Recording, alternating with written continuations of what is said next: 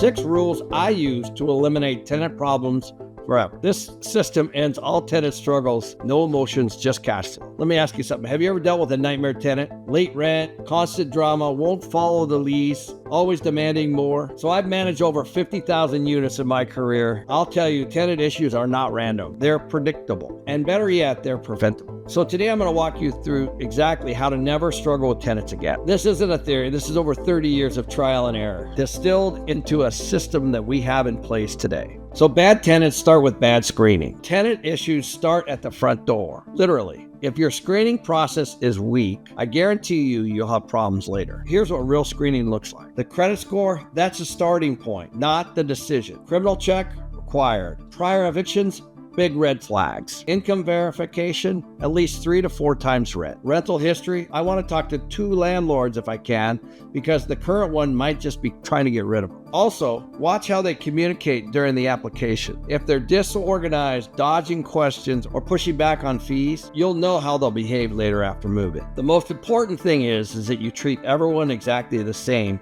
each and every time. So whatever system you create, it has to be that way for every single applicant. 2, you must have an airtight lease. Many landlords, they use a generic lease that they downloaded off some internet. This is a massive rookie mistake. Our lease started off with a few pages and now it's over 12. The very basics that your lease should always include are finding the rent, the due dates, and the penalties for late rent should be clear. Ours has a per day rate. 2, you need to spell out all the tenant's responsibilities, including basic maintenance. 3, you should have a separate rider for a pet policy.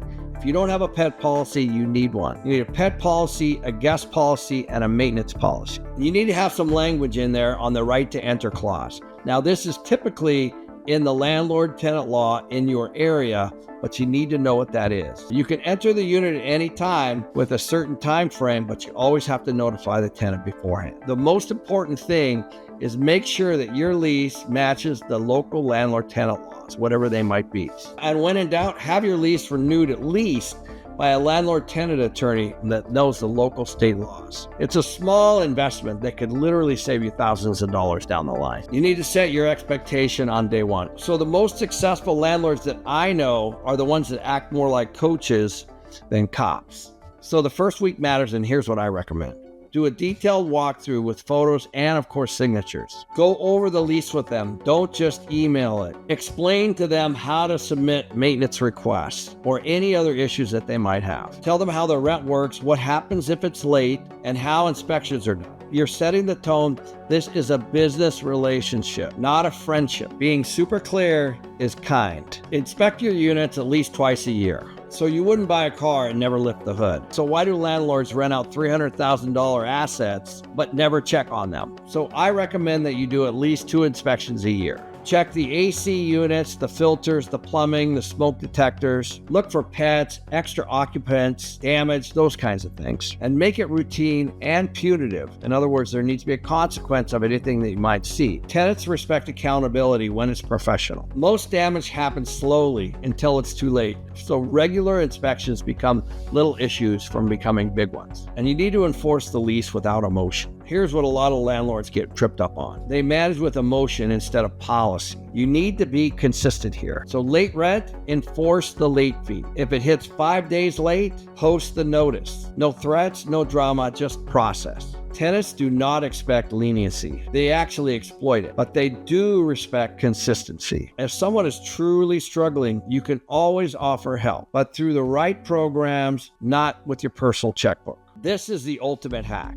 We are always looking for tenants. If you got 10 people waiting to rent your unit, you'll never feel pressure to keep a bad tenant. So we're always marketing, even when we're full. And so you need to build a system to market to your units even when you're full. You need to collect the leads year round and stay in contact. And then, of course, you need to reward your tenants for their current occupancy and, of course, for their referrals. So when you have demand, you have leverage. That's when you make smart, unemotional decisions. Here's the truth.